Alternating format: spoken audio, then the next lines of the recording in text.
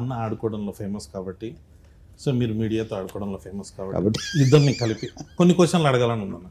ఇట్లా మీడియాతో ఆడుకుంటాం ఫేమస్ అని చెప్తేనే మొన్న ఒక ఆగస్ట్ లో ఒక వీకెండ్ నన్ను ఆడుకున్నారు మీడియాలో. అవునన్న, దీంట్లో అది ఉండాలి కదా డెఫినెట్ గా, అది ఉండకపోతే అలాగే సార్.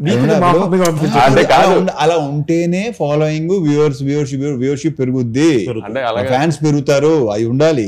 మరి ఏ స్థాయికి ఆడుకున్నారంటే నేను ఇంకా అసలు ఆస్తులు అమ్ముకుని దుబాయ్ వెళ్ళిపోయానని. నాకు అర్థం కాలేదు, ఆస్తులు అమ్ముకునే అంత బ్యాడ్ పొజిషన్ లో ఉంటే దుబాయ్ ఎలా వెళ్తారో నాకు లాజిక్ అర్థం కాల. దుబాయ్ ఏదో పెద్ద పల్లెటూరు లాగా అక్కడికి బాధపడుతున్నారు. వాళ్ళ రియాక్షన్ లాజిక్ అసలు ఉంటుందా? అదే కదా సింపుల్. రిచ్ బాధపడతారు కూడా, రిచ్ కూడా రిచ్గా వెళ్ళారు వంశీ గారు. అన్న ఇది మైక్ పట్టుకొని మీరు మళ్ళీ సినిమా అడగరు, సినిమా చూడమని అడగను, అందుకని మైక్ లేకుండా ఇప్పుడు అడిగేద్దాం అలా ఏమన్నా. సో ఫస్ట్ అదే ఆ రోజు కొంచెం ఎక్సైట్ అయ్యాను నేను, బాగా ఎక్సైట్ అయ్యాను. అది సరే, ఇక కేకలే అది ఎలా ఉందంటే రిక్వెస్ట్ లేదు, వార్నింగ్ లో ఉంది. వంశీ ఎప్పుడు వార్నింగ్ కావాలి.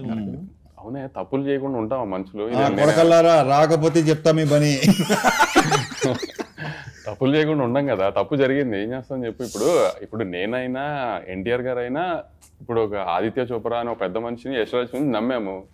ఇప్పుడు అందరు తప్పులు చేస్తారు కదా, వాళ్ళ సైడ్ తప్పు జరిగింది, మనం దొరికాము అంతే, ఏం చేస్తాం దానికి. ఇప్పుడు నేను తీసిన సినిమా కాదు కదా, మేము ఎలా, కానీ వాళ్ళని నమ్మాము. పెద్ద మనిషి, ఇండియాలోనే బిగ్గెస్ట్ ప్రొడ్యూసర్, ఆయన నమ్మాము, మిస్ఫేర్ అయింది, ఏం చేస్తాం దానికి, వేసుకున్నారు, పడ్డాం అంతే.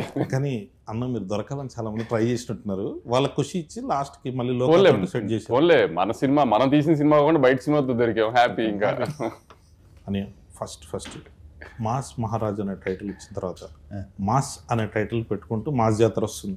టైటిల్ ఐడియా ఎవరిది? బేసిక్ నేనే చెప్పాను. అవునా, నేను అదే ఎక్స్పెక్ట్ చేశాను. ఎందుకో అంటే అప్పుడు మరీ పండగ అనుకున్నాం, అవునండి బాగుంటుంది అనుకున్నాం, కొన్ని కారణాల వల్ల అది తెలిసిందే. కరెక్ట్. అది సంక్రాంతి అంటే గుర్తొచ్చింది, మాస్ సినిమాలన్నీ సంక్రాంతికి వచ్చినాయి అనుకోండి, cinema block buster super cake, అది ఇద్దరా కావాల్సింది మాకు తెలుగు సినిమాకి అని చెప్పి హడావిడి చేస్తాం. దసరా వరకు ఓకే, మిగతా ఏ టైంలో వచ్చినా కానీ ఇదో సినిమానా, కొత్తదనం లేదు. సో దాంట్లోకి వెళ్ళిపోయి ఈ ఆర్టిస్టిక్ మెంటాలిటీలోకి వెళ్తున్నారు. ఆర్టిస్టిక్ కాదు, క్రియేటివిటీ.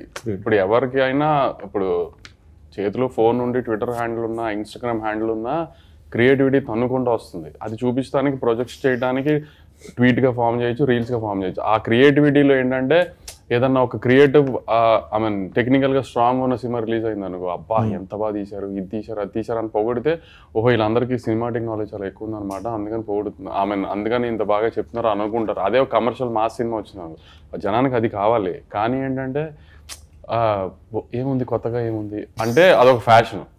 అంటే ఓహో వీళ్ళకి సినిమా గురించి బాగా తెలుసు అనుకుంటా, అందుకని రెగ్యులర్ సినిమాని పొగడలేకపోతున్నారు వీళ్ళు అని అనుకుంటారేమో నా ఫీలింగ్ ఏంటో నాకు తెలియదు. కానీ మరి ఇప్పుడు మన రవితేజ గారిని పెట్టి గీతాంజలి తీయలేను కదా, చూడరు కదా. అదే సార్, చూడరు అనే కాన్సెప్ట్కి అందరూ ఇప్పుడు కల్ట్ ఫాలో. అంటే ఇప్పుడు ఒకటి కళ్యాణ్, ఇప్పుడు దాకా చూసిన వాళ్ళు కొంచెం feel good, like proper sincere attempt, hero ఒక సిన్సియర్ క్యారెక్టర్ అనేది ఏది వర్కౌట్ అవ్వాలి. అంటే ఇప్పుడు చిరంజీవి గారు, బాలకృష్ణ గారు, రవితేజ గారు వీళ్ళంతా ప్రాపర్ కమర్షియల్ హీరోస్, వాళ్ళని ఎలా చూడాలనుకుంటున్నారు అలానే చూశారు, అలానే చూస్తానికి ఇష్టపడరు. ఇప్పుడు మన వెంకటేష్ గారి సంక్రాంతికి వస్తున్నాం రిలీజ్ అయింది, పెద్ద హిట్ అయింది. అలా ఇప్పుడు రవితేజ గారు మాస్ చేస్తే చూస్తారు, బాలకృష్ణ గారు మాస్ చేస్తే చూస్తారు, చిరంజీవి గారు మాస్ చేస్తే చూస్తారు. అలానే ఇప్పుడు సడన్ గా నేను రవితేజ గారిని పెట్టి ఏమై చేసేవాళ్ళు గీతాంజలి తీస్తే బాగోదు కదా. కానీ ఇప్పుడు అవన్నీ మనం చెప్పామనుకో, వీడికి ఎంత పొగరో, వీడు ఇలా మాట్లాడుతున్నా అంటారు, మళ్ళీ ఏం చెప్పాలి మనం దాంట్లో దిగుదాం. అవును,